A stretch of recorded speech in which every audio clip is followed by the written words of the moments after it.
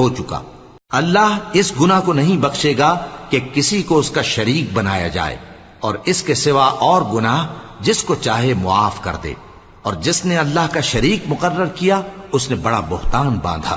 क्या तुमने उन लोगों को नहीं देखा जो अपने आप को पाकीज़ा कहते हैं? नहीं, बल्कि अल्लाह ही जिसको चाहता है पाकीज़ा करता है, और उन पर धागे बराबर भी जुल्म नहीं होगा।